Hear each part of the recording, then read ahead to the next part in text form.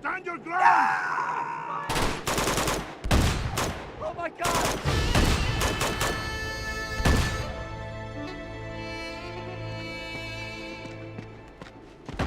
The hell are they shooting at? Stand your ground!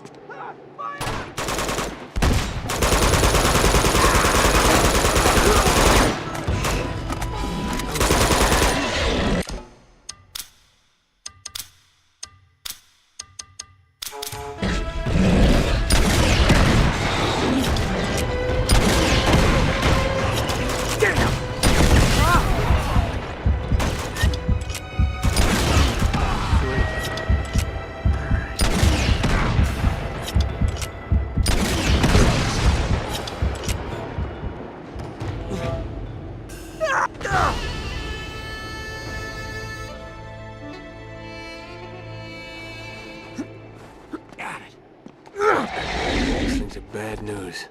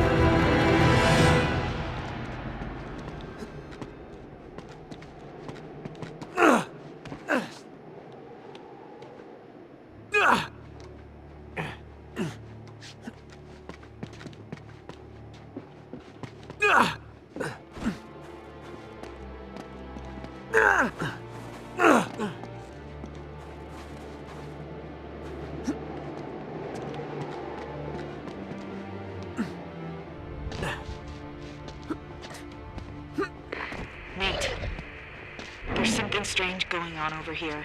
There's some sort of animals. Yeah.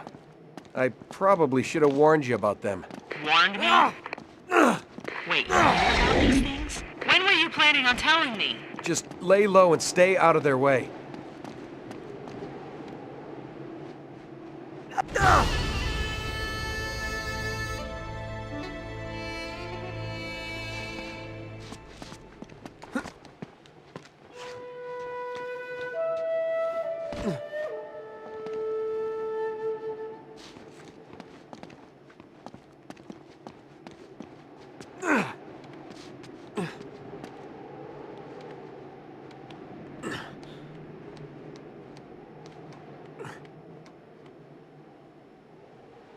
Reinforcements!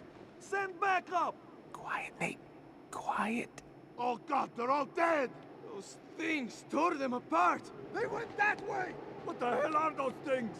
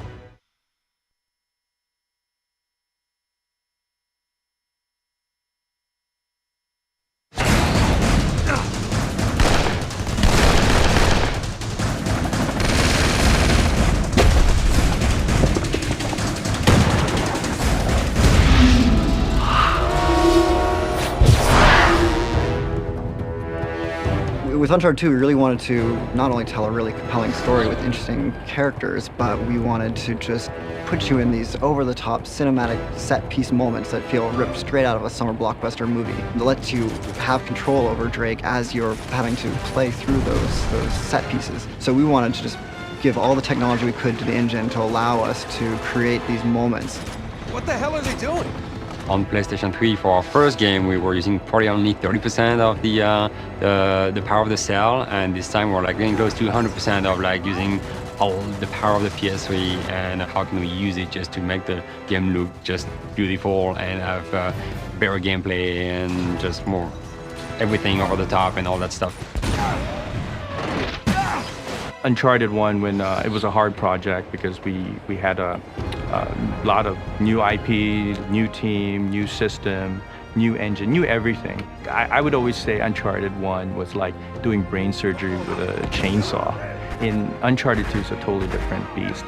We have precision instruments now that freed up a lot of time for the production, and that was huge because that gave us the time to do more creating rather than R&Ding.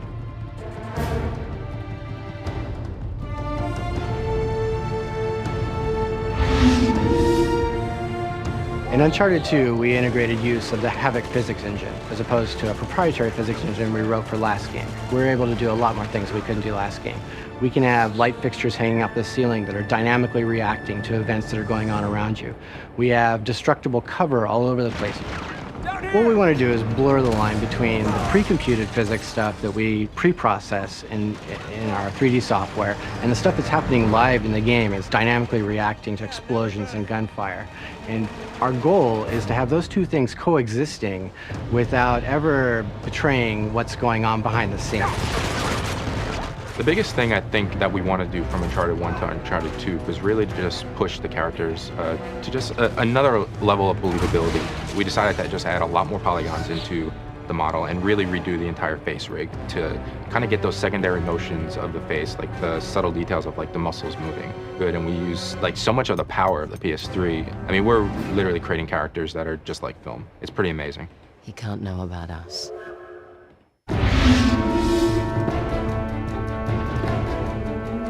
We often talk about moments in the development of Uncharted, but they're these iconic images packed with drama and a spirit of adventure, and so the train was definitely one of these. We wanted a technology that will let us place Drake on objects, be able to move those objects, break them apart, and still keep the player's gameplay intact the whole time, and we're calling them active cinematic experiences. You're fully in control of Drake while something big is happening. Like staging a battle on the roof and inside of and on the sides of a train that's speeding through the Himalayan countryside. That represented really major hills for us to climb in terms of technology, and then how we would develop the gameplay scenarios inside of those spaces and using those technologies. But they're so instrumental, they're so fundamental to the game that Uncharted 2 has become that we're very glad that we chose to do those things. Oh, crap!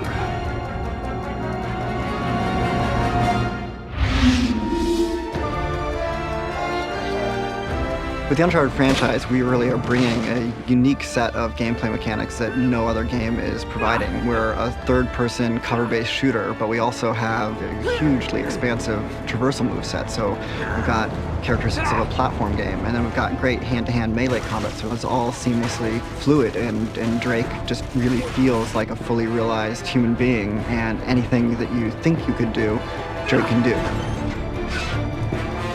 So in Uncharted 2, we had three pillars of gameplay. We had traversal, we had gunplay, and we had hand-to-hand combat.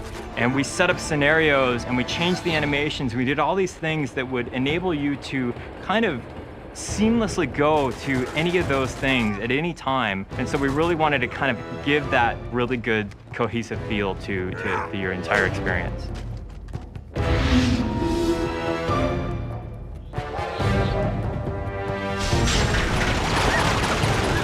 We could not have made Uncharted 2 without having made Uncharted 1. We had such a foundation, such a great base to start from that we built everything on top of. And so our goals for Uncharted 2 were to just really expand even more. We're constantly having to find ways to optimize and to like, how can we squeeze more in during the experience? And we have more than achieved that goal. We've definitely outdone ourselves on this game. Oh God, be careful. Holy shit! We're gonna pack more explosions, more big budget, Hollywood blockbuster explosions, buildings collapsing. You know, we want to maximize people's time. You know, if they're gonna spend 12 to 15 hours in our game running through it, we're gonna make sure that every minute of that, there's something unexpected getting thrown at them, there's something falling down around them, and they're caught up in the middle of it. The optimizations and enhancements that they've done to this engine from Uncharted 1 to Uncharted 2 are mind-boggling, and we're using the PlayStation 3 hardware in a way that I'm not sure that anybody else really is. To have that visual experience be so right and so seamless that you get the effect of people not wanting to put the controller down.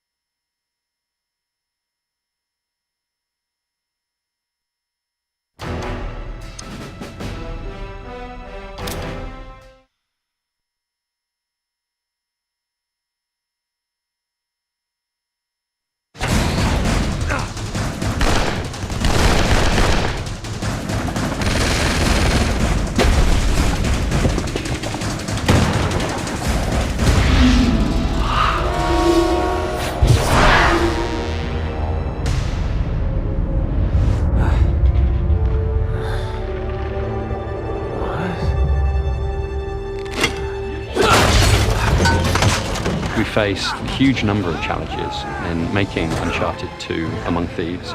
One of the things that we did right at the beginning of the project was to write out kind of a list of the rules by which the Uncharted world operates. It's very much a game about exploration and discovery. It's kind of larger than life, and it has these characters in the world who are often eccentric or surprising. Yeah, well, payback's a bitch. We have challenges on all fronts. It's how do you create a grounded character in a grounded setting, trying to get the pacing right, not only in the story and the cutscenes, but in games, so they actually start playing the way that we're drawing them in the story. They need to look and react that way in the game as well. When we set out to do the sequel, we just wanted to even do better at capturing that active cinematic experience, which is really, for us, capturing the charm and action and adventure and spirit of classic, action adventure that we all love, and making it interactive, so that anything we could do to make that experience in the player's hands, we wanted to improve from the first game to the second. And I think that's why we get the effect of people not wanting to put the controller down. They want to see what's going to happen next, and they're emotionally invested in what the characters are doing.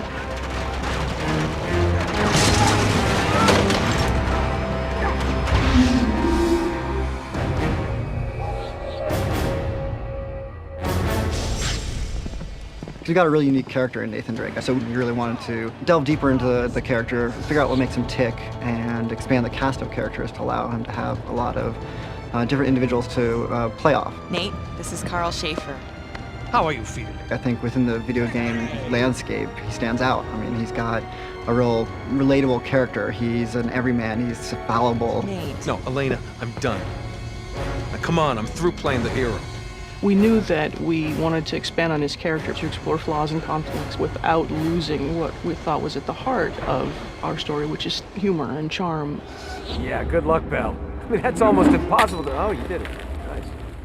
And, there's even elements of romantic comedy, which I think is unusual in games. If it makes you feel any better, my relationship with Flynn is strictly professional. Really? Mostly professional. Oh. True character is defined by the choices a human being makes under pressure. So that's what we try to do with Nate, is throw something at him that just pushes him enough, right, up against the wall, that forces him to kind of be cunning and skillful, and then thus become the hero in the story. And that becomes sort of the core of the story, is seeing, when people are put in a crisis, their real character comes out. And then how the people he surrounds himself with, his friends and his colleagues, react to the same crises, and what that says about his character. We've got Sullivan and Elena and a new character, Flynn, who's a longtime partner and associate of his, and Chloe Fraser, who's his sort of new romantic interest. I'm sorry, do you have a plan to go along with that grenade? Yes, I do. And all these people sort of are satellites around him that reflect different aspects of his personality and pull him in different directions. And then we want to just see what happens when the shit hits the fan. We can't just leave him here to die. He is as good as dead already, and so are we if we don't go now. Then go. Yeah, nobody's stopping you.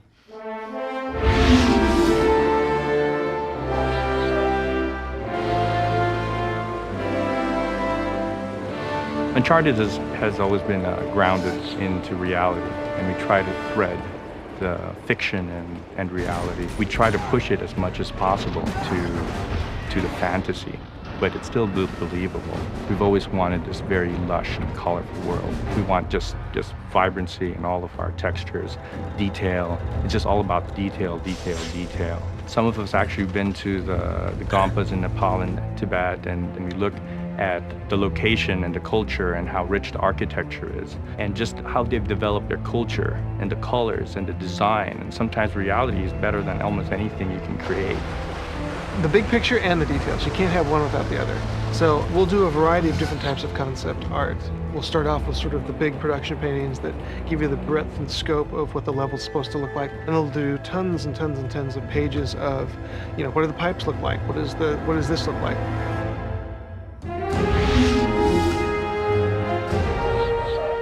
When we set out to figure out the stories, we know that we always want to base it on a real-life historical mystery.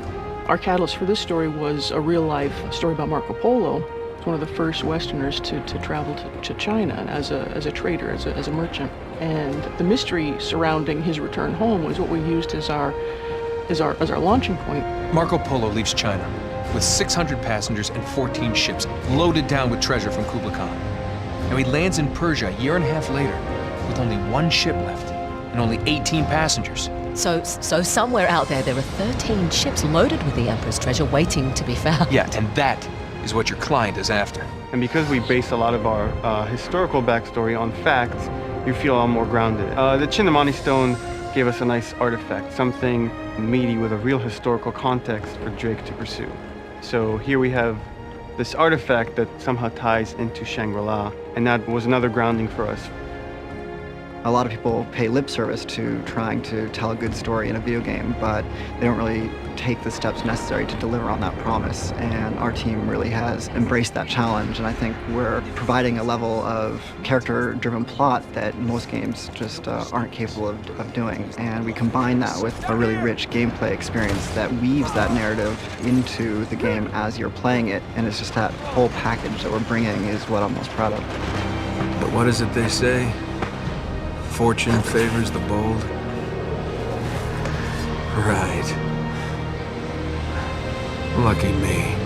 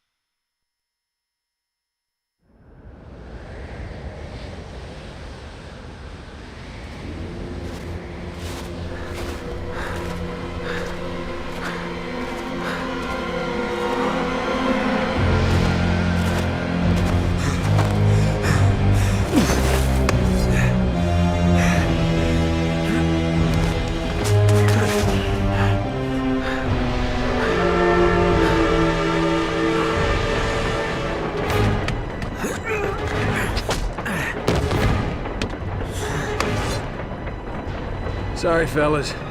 This belongs to me.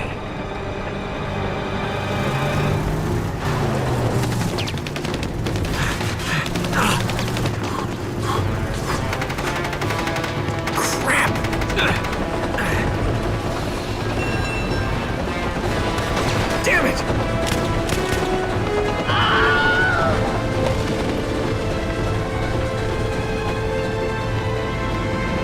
Oh boy.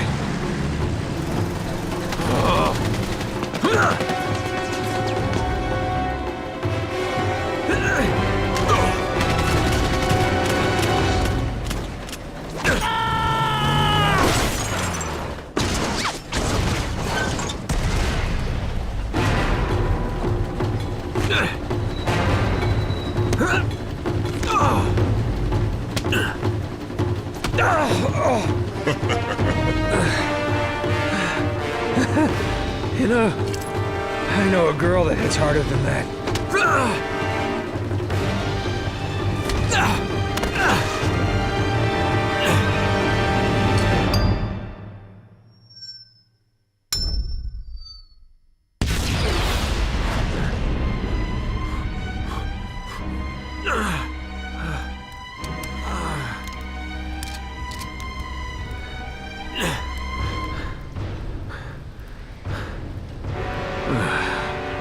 Real smooth, Nate.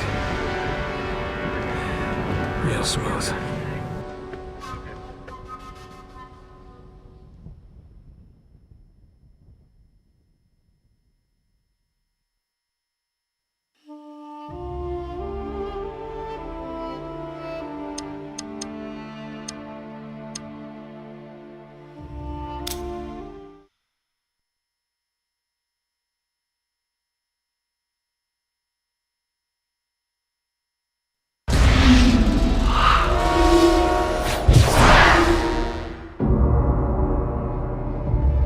Find the remains of my expedition and you will have your proof.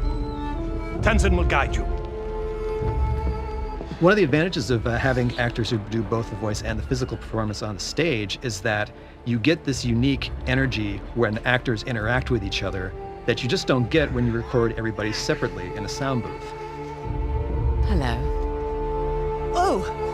Whew! So much for foreplay. We allow a certain degree of improvisation among the actors.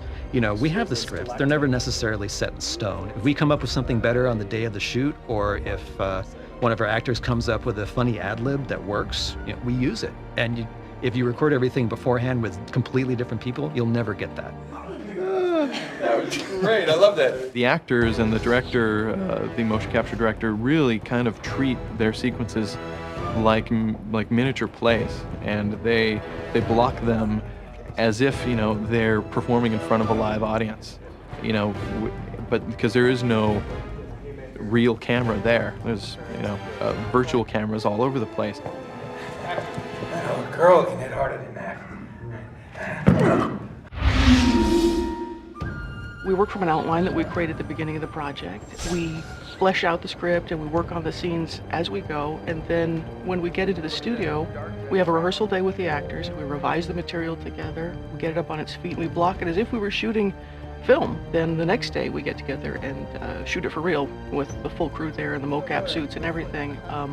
And even then we revise them on its feet. So it's a really different process than most video games use. What is it? We split the take. We split the take 3 ways, then you and I disappear. Together.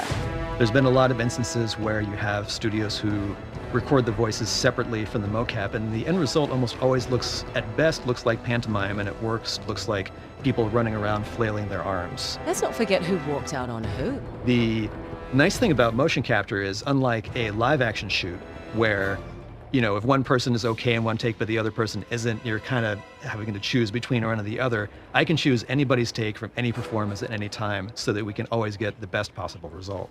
The reason we were actually trying to capture the audio on the stage is because that's basically when the actor's in the moment and they're giving their best performance, and it just feels a lot better than when we ADR it. Often that feels, you know, kind of canned. You are the reporter who has been biting at my heels.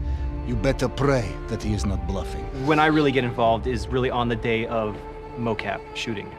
So I'm there on the stage as we're recording the scenes, shooting the scenes with the actors, and I'm listening for continuity between takes. I'm listening for the right emotional tone between the actors. I'm listening for noise. I'm listening for all kinds of pollution in the sound.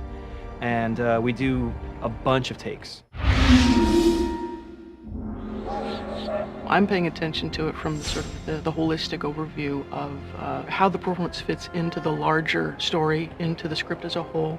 I'm listening for the writing, whether it's working, whether what's on the page is coming out on the stage. I place the cameras where I think I'm going to get the best, most effective performances out of everybody, best establishing shots, best close-ups. And when the scene calls for it, especially in the more action-oriented scenes, we always try to add a bit of a handheld feel to the whole thing as well. Once Josh has decided which takes and which masters and all the time codes of the motion capture that he's going to order, I'll stitch it together. He gives me the leeway to make the timing feel good. It feels energetic.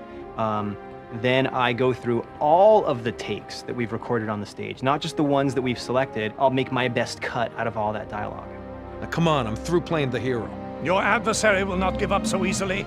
He will not stop until he possesses the thing he desires. The actors give us such great material on the stage, and when we come in, we have to complete that performance and make these characters really alive and who they are. That usually starts off with looking at what the characters are touching and what prop manipulations and how they interact with each other.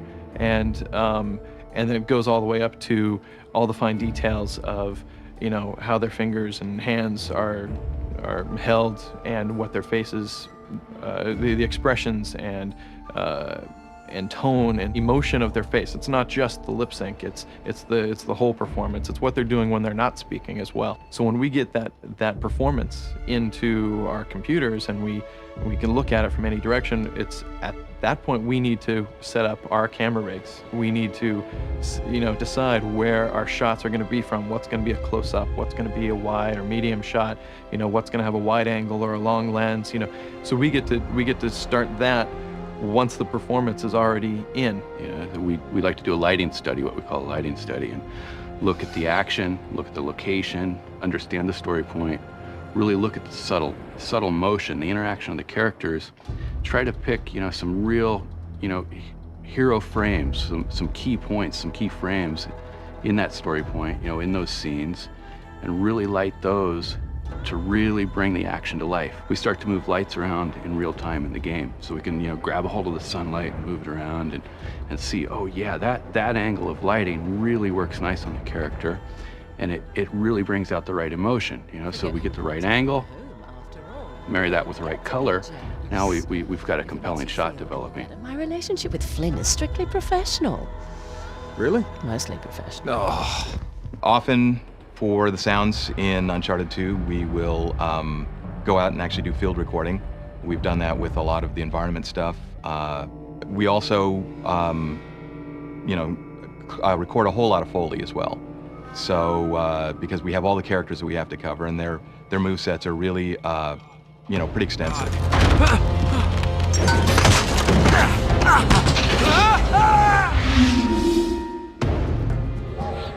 Well, since our goal is to make sure that this sort of cinematic experience that we're providing, both interactively and in terms of the pre-rendered cutscenes, is as seamless as possible, we wanted to make sure everything happened within the same rendering engine, which is our game rendering engine. It's awesome. I mean, it's amazing because, you can play the game, segue right into the cinematic, use the game engine to light these cinematics, bring them to life, and just make it really, really immersive, using the game engine. Just one goes into the other and out, and so continuity is just there. Because we have the same assets that you're looking at in game and in the movie, we get that seamless cinematic experience. It's really, really unique. I suppose I should have quit while I was ahead. It's not just about the visceral thrill of what you're doing, it's about the emotional and the visceral thrill, and that's where having it be a character-driven story is so important. And it's great fun for the player to experience, and I look forward to it. It's a lot of fun.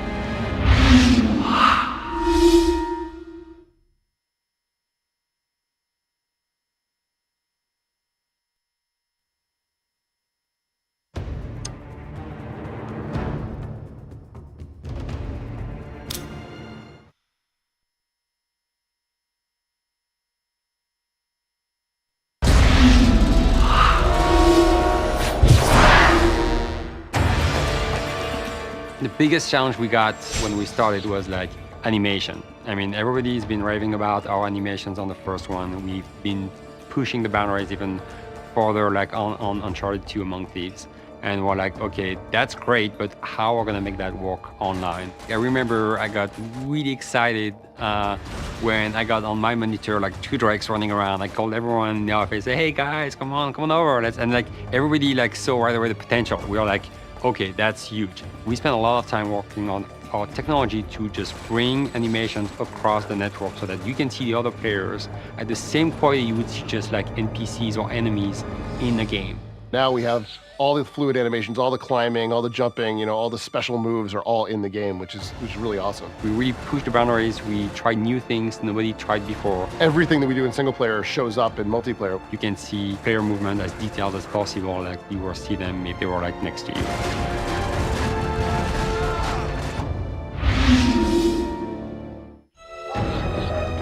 So when we start to work online, we also want to make sure the experience for the player would be just as simple as it is when you play single player. So you hit start, you start the game, you play. I can very quickly jump online, hit our matchmaking system. There's no waiting around, there's no nothing. I'm pushing a button, I'm in the game. I'm finding people of like skill, so it's bouncing me up and down and putting me into the right level, so I know that every game I play is going to be fun. I'm going to be constantly challenged, but it's not going to be too hard. Also, something that's very important is be able to play with your friends, and that's why we create our party system. If I have a bunch of friends online, I can very easily invite them to join my party. I can see them in their party, jump in with them with one button press. So that if you go and make a custom game, they're going to play that custom game with you. If you go in matchmaking, they're going to come and be in your team and follow you in your matchmaking. So that's key, because a lot of people want to play with their friends too. It's super important, to be able just to chat with your friends and make fun of them sometimes if they die and stuff like that. We made it really extremely easy. So I'm sure people are gonna use that feature a lot. cinema mode, we record the games that you've played. So you can go back and watch games that you've played before and see what exactly you did. The last game you played. We save your games when you play them. You can replay them, just fast forward, pause the game, stop, freeze everything, move the camera around, and just look at what's going on, where everybody is.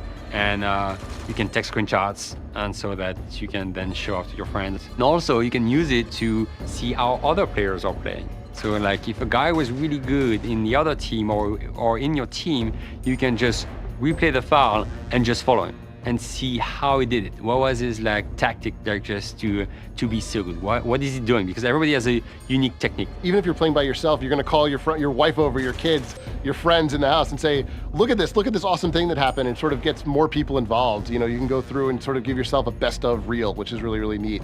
The great thing about the PlayStation 3 that I love is the fact that there's a hard drive, and that's on every single machine, and that's priceless for us. So cinema mode was very easy because we can save your cinema files to your hard drive very easily, and also we're having some technology using the cloud where we can save the files, your cinema files, to the cloud. So that when you want to share it with your friends will be able just to get it from the cloud and download it to their own PS3, to their hard drive. Ultimately, statistics are sort of the rawest form the game takes. So as a designer and as a player, it's important that we're able to see those things so we know where the game is unbalanced. I would never be able to make the game fair if I couldn't tell what the statistics were for any given map in any given mode. We have to be creative because PSN is free, and I love that. It's the fact people can just play online games for free at any time, and that's huge. And it's good because it forced us just to find new ways to store that data, and that's why we started to work on the cloud technology. Things that I thought were cool maybe didn't work. Maybe there was too many deaths there. Maybe maybe nobody ever went there. Those kind of things were very, very easy for me to see because we did track so many statistics all the way along. The stats are the biggest thing for the players. They want to know how they're doing. We have competitions going on, and they want to be able just to go on the website and just look at the results of the game and take the result of the game and be able just to define who's winning the tournament. One of the best features of Uncharted 2 is the ability for us to live update the game, which means we don't have to patch. It's completely transparent to the player.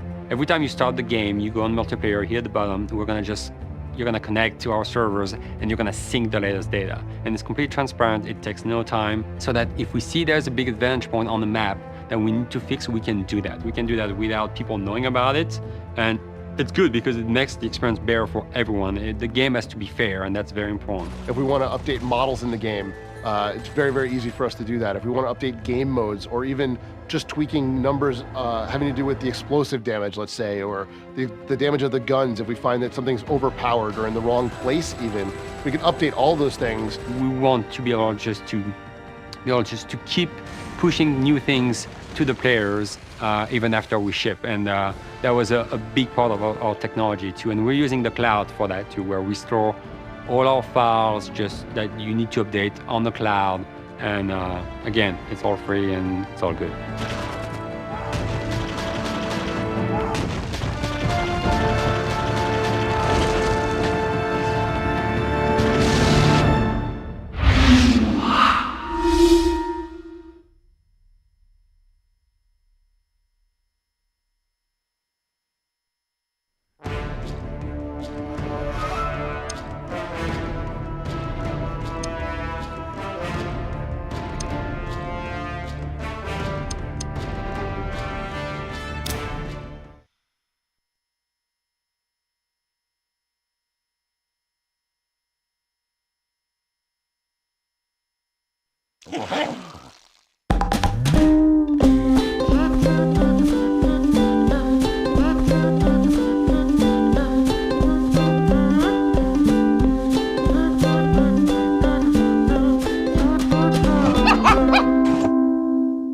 Welcome to Naughty Dog.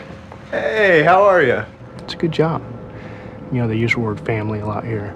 It's like family, you know, dysfunctional. Yeah, it's fun. It's like having brothers in a weird way, like really gross brothers. you don't like? I hate them all. It's like having a bunch of brothers and sisters around. Now it's like I've worked here long enough that I've got to know these guys. Like, you know, like my brothers, like that dude over there. Yeah, so, yeah. It's a nice little kind of marriage, so to speak. And the people are really great to work with. It's a nice atmosphere. We hate each other sometimes, we love each other sometimes. But I've found a happy place here. I've never had this intimate of a relationship with my coworkers in the sense that if you have a problem with someone, it's almost like you're dating them. You go outside and you'd be like, you know, I don't really appreciate the way you were talking to me that one day. We have a lover's quarrel as often. We hold hands a lot. Yeah. We come into the office, he'll bring me breakfast. Camera is like, kind of does censor us a little bit. It's unfortunate. I can throw things at Marianne, so we're good. We're a good team. It's good being a game designer at Naughty Dog. We have a lot of fun. Know thy player, know thyself. Oh, get out of here. Yeah. It's just like home. Just like home. Oh. One of the things that appeals to me about working here is the collaborative environment. I mean, the way it affects the work is that pretty much anybody can say anything at any time. We are a special kind of company, and as much as pretty much everyone here is a game designer. Everyone here is a game designer, but everyone at the company is encouraged to have input into the process of creating this game. It's really collaborative. I mean, everyone just kind of works together and bounces ideas off of each other and stuff like that. Yeah, it's from the president on down. You can go to anybody and say, hey, how are we going to do this? How's this going to work? I can't tell you how many times I'll be sitting here and then hear somebody have a conversation over there and go, oh wait, I know how to solve that problem. Or I'll be talking to somebody and somebody else will say, hey wait, you're doing this wrong. I know exactly what you should be doing. I just go to talk to anybody. Like, hey man, I need some help with this. You know, you're this guy, you're the lighting guy. You know, can you help with this? It's cool because you can just pop your head up over a pod and say, hey Tate, come here, and he'll come help you. Everyone's so proactive. Everyone's constantly coming over to you and asking questions and suggesting things, and you're going over to them. Because of the communication, not only does it make us all like work together better, but it solves so many issues that if we were in separate offices or separate pods, we'd never know what the other person was working on or what they're doing. If something sucks about your level, guarantee you will have a dozen people in your face that day saying, so do you have a plan to make this awesome? You're gonna have like 6 people on you in an hour telling you why this sucks and why you have to change it. And it won't be just programmers or designers, it'll be artists, it'll be testers, it'll be like everybody. So that's one of the reasons we end up with better games. There's no such thing as you know, straight, just really dark criticism. It's just people trying to help you build upon what your initial idea is. We'll just iterate on it, change it around, and make it fun to play. You know, I mean, that's what we're doing here, trying to make games that are fun to play. You're constantly running around talking to some awesome animator, some amazing visual effects artist, you know, and then coming back to your desk and working in the tools and like putting it together yourself with your own hands, you know, and that's just amazingly satisfying.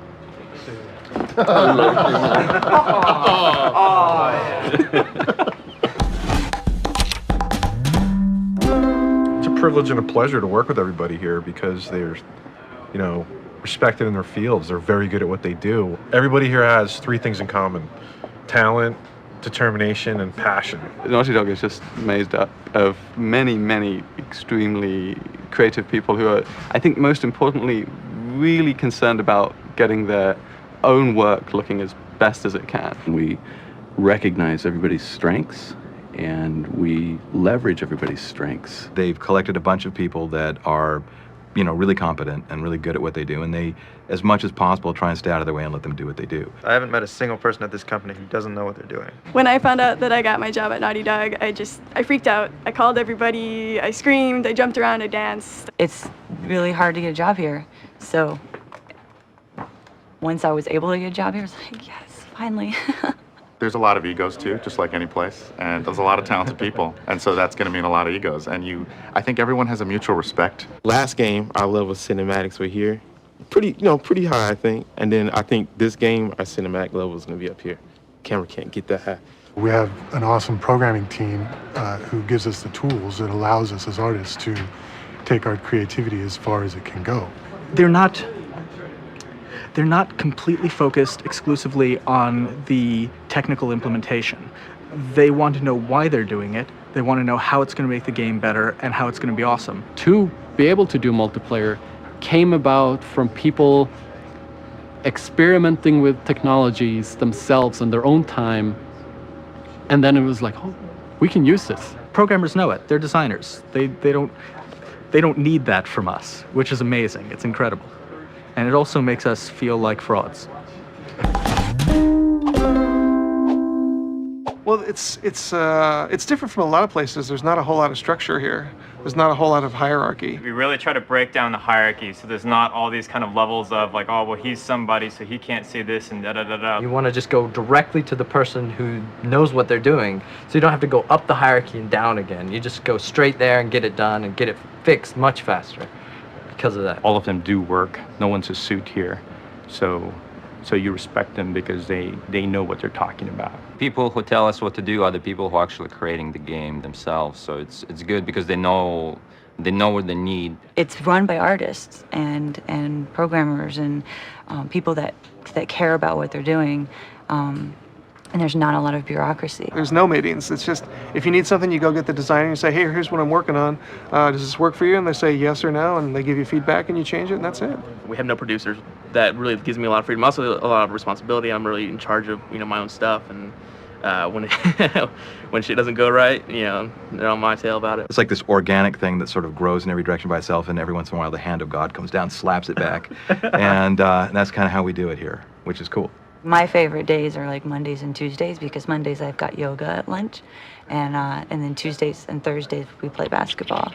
A lot of us go to the gym, basketball. We're going to be playing basketball in 20 minutes. We get free lunch on Wednesdays, breakfast and cereal and coffee, and we're in the heart of Santa Monica. This is my naughty dog.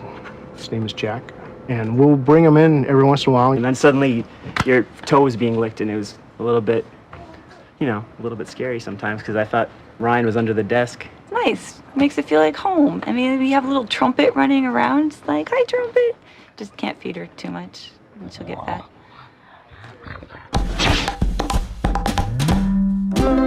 Dude, how's that? I'm like, it's awesome.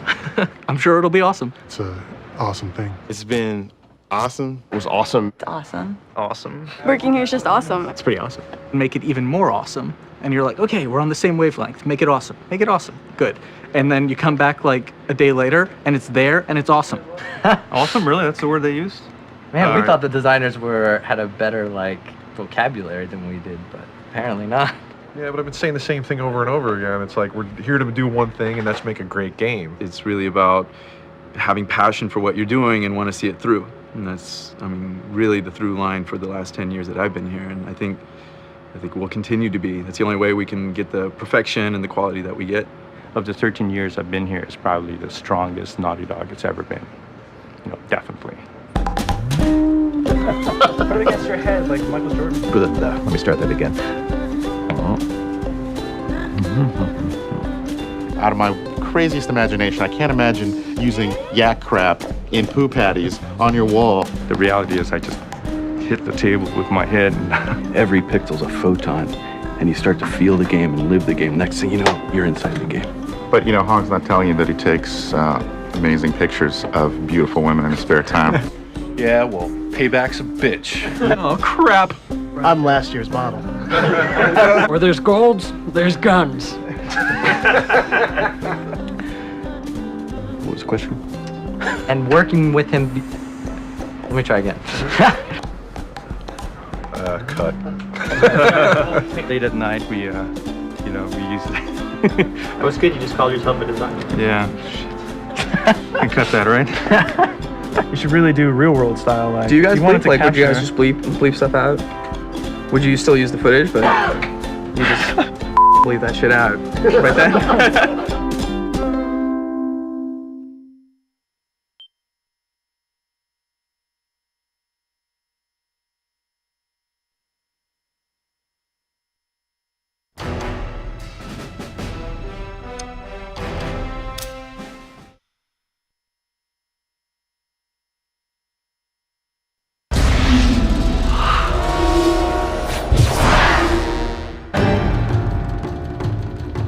For Uncharted 2, we had a little bit more time, and so we could really attack the hardware this time around.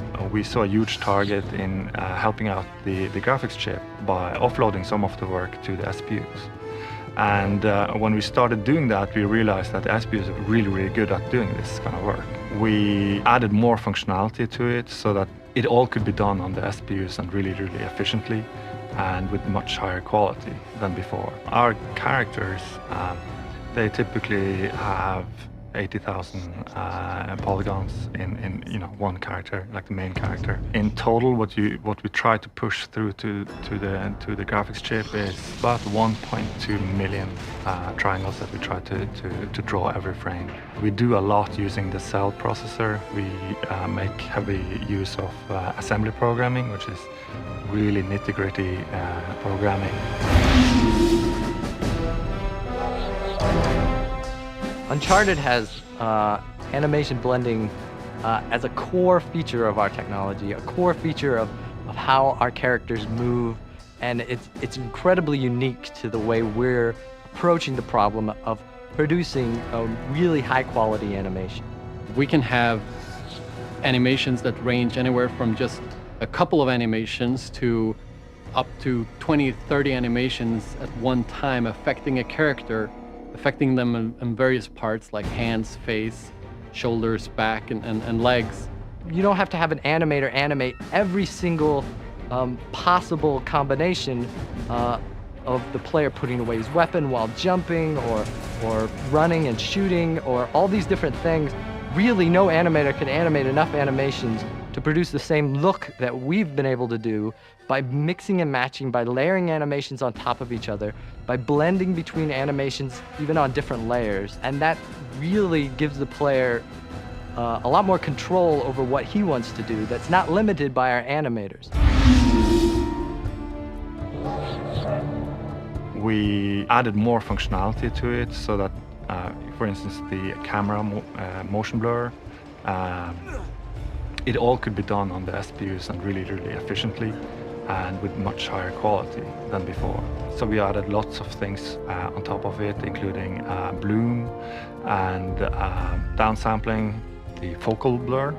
And the interesting thing about the focal blur is that we're actually being very accurate, so that when you fight with a character, we can focus on what's happening in close combat. Whereas when you aim at someone far away, we can focus on what's happening far away, and things that are near blur out. So it really guides your eye, maybe in the same way that your eyes focus on something in the distance or close. Now that we don't have to do the post effects using the graphics chip, that means that the graphics chip can do more, which means that we can render more polygons and have more interesting background. So all in all, it's a huge benefit for the graphics. Oh, crap.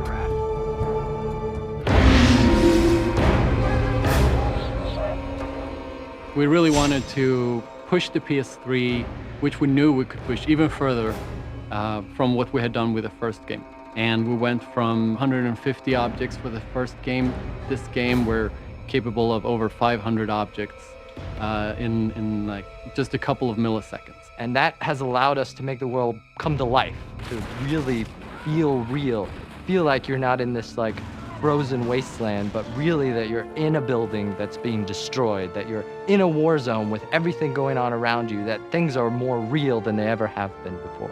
And it shows, given the SPUs and just the harnessing the power of the PS3, we can now take it so much further. And Uncharted 2, we've really taken it the next step. Because our game is very much an action movie, right? So you would expect to have it look sort of like a movie. It's still stylized, but movie-like. And so we made a filmic filter for the high dynamic range, so we could play much more with the light values. It looks much more believable, and also it sort of solves a lot of the shadowing problems that you sort of expect to see. So it really puts everything together in a sort of a cohesive way. Hard to do, but the benefits are huge because you can make real magic happen.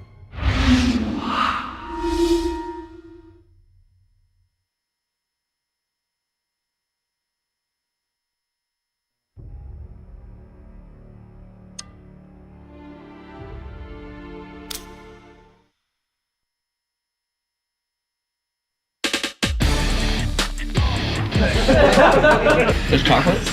You look for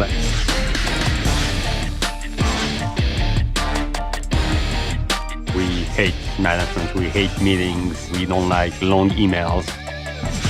If you see something in the game that you want to fix, don't ask permission, just go in there and make it awesome. Yeah, people are asking us like, what's your secret?